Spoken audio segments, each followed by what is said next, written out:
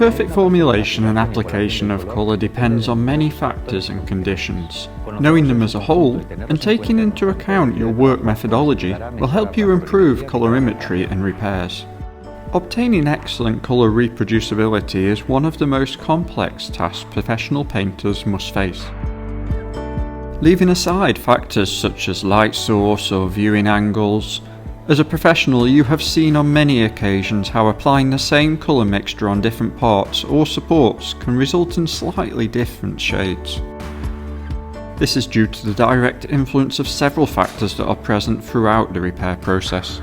To avoid or mitigate this problem, it will be essential to have a clear work methodology, always following it firmly and consistently.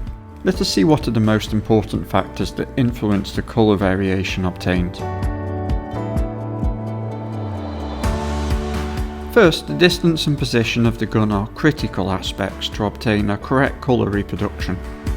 It is advisable to always keep the same gun distance and its angle with respect to the part. The greater the distance, the greater the spraying, resulting in differences in the orientation of the metal particles and metallic and pearl colours. As far as speed is concerned, it is exactly the same.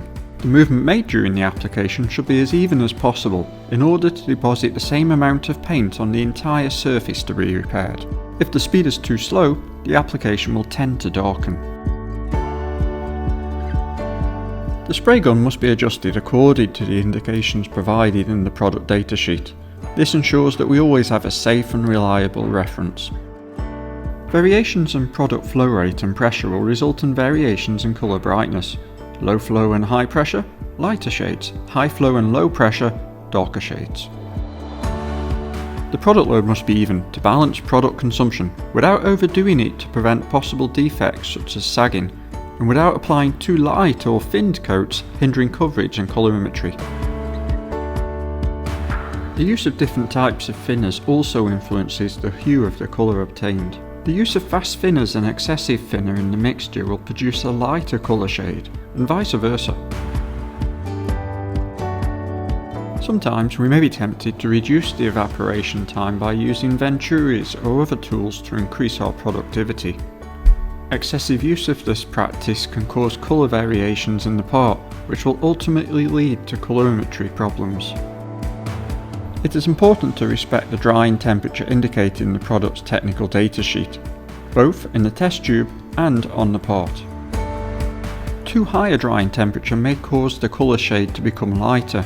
On the contrary, with a temperature lower than advisable, the colour will acquire a darker hue. In the same way, but the other way round, environmental humidity has an influence. High humidity will darken the colour, and low humidity will lighten it. In addition, an increasing or decreasing airflow in the spray booth may also result in slight variation of the final colour.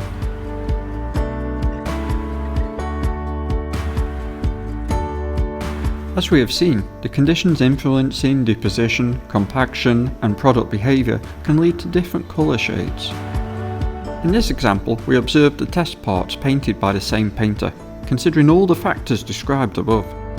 Observing small nuances is inevitable when comparing the tests with each other. To minimise these variations, it will be essential to follow a clear work methodology, in addition to having the product datasheet as an ally. All aimed at increasing the chances of attaining high quality repairs and avoiding rework.